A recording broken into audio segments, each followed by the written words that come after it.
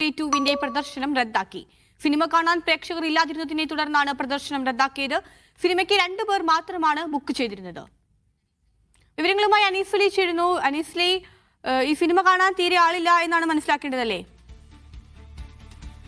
ഇന്ന് ഹൈക്കോടതി single bench ഉത്തരവ് റദ്ദാക്കി ഡിവിഷൻ ബെഞ്ചിന്റെ ഉത്തരവോടുകൂടി ഇന്ന് രാത്രി 10 മണിയോടുകൂടി സിനിമ പ്രദർശിപ്പിക്കാമെന്നാണ് തിയേറ്ററുകൾ തീരുമാനിച്ചിരുന്നത്. റീഗൽ തിയേറ്ററിൽ ഇന്ന് രാത്രി 10 മണിയോടെ ഷോ പ്രദർശിപ്പിക്കുന്നതിനുള്ള എല്ലാ ഒരുക്കങ്ങളും പൂർത്തിയാക്കിയിരുന്നു. പക്ഷേ കാണികൾ ഇത് കാണാൻ എത്തിയില്ല എന്നതാണ് ശ്രദ്ധിക്കേണ്ട കാര്യം. 2 പേർ മാത്രമാണ് ഈ തിയേറ്ററിൽ ഇത് ബുക്ക് ചെയ്തിരുന്നത്. അതേ തുടർന്ന് ഷോ റദ്ദാക്കുകയായിരുന്നു. എന്തായാലും സിനിമ നേരത്തെ തന്നെ വലിയ വിവാദമായിരുന്നു. കേരളത്തെ മോശമായി ചിത്രീകരിക്കുന്ന എന്ന തരത്തിൽ വലിയ വിവാദമായിരുന്നു. പ്രൊപ്പഗണ്ട സിനിമ എന്ന അർത്ഥത്തിൽ ഏറെ വിവാദമുണ്ടായിരുന്ന സിനിമക്കെതിരെ നേരത്തെ കോടതിയിൽ പോയിരുന്നു. അതേ തുടർന്ന് സിംഗിൾ ബെഞ്ച് ഈ സിനിമക്ക് പ്രദർശനാനുമതി നിഷേധിക്കുകയും 15 ദിവസത്തേക്ക് സ്റ്റേ അനുവദിക്കുകയായിരുന്നു ചെയ്തിരുന്നത്. എന്നാൽ ഇതിൽ അപ്പീൽ പോവുകയായിരുന്നു അണിയറ പ്രവർത്തകർ.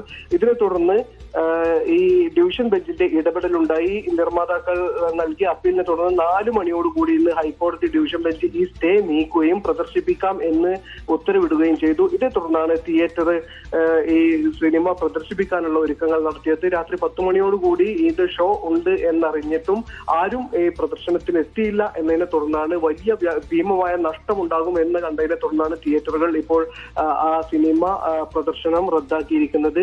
ഏതെങ്കിലും തരത്തിൽ സംഘർഷം ഉണ്ടാകുമോ എന്ന തരത്തിൽ പോലീസ് ആവശ്യമായ സുരക്ഷയൊക്കെ ഒരുക്കിയിരുന്നെങ്കിൽ പോലും ഒരാളും സിനിമ കാണാൻ എത്തിയില്ല എന്നതാണ് ശ്രദ്ധിക്കേണ്ട കാര്യം. ഇതോടെ ഈ കേരളം സിനിമ തള്ളിക്കളഞ്ഞു എന്നതിന്റെ ഒരു സൂചനയായിട്ടാണ് ഇത് പുറത്തു വരുന്നത്. എന്തായാലും എല്ലാ അർത്ഥത്തിലുള്ള അനുമതിയും ഹൈക്കോടതിയുടെ അനുമതിയോടുകൂടി ഈ സിനിമ പ്രദർശിപ്പിക്കാനുള്ള ഒരുക്കം എല്ലാം പൂർത്തിയാക്കിയിരുന്നെങ്കിൽ പോലും തിയേറ്ററിൽ കാണികൾ എത്താത്തതിനെ തുടർന്ന് സിനിമ റദ്ദാക്കുകയാണ് ചെയ്തിരുന്നത്. എന്തായാലും കേരളം ഈ സിനിമ തള്ളിക്കളയുന്നു എന്നതിന്റെ സൂചനയായാണ് ഇത് വിലയിരുത്തപ്പെടുന്നത്.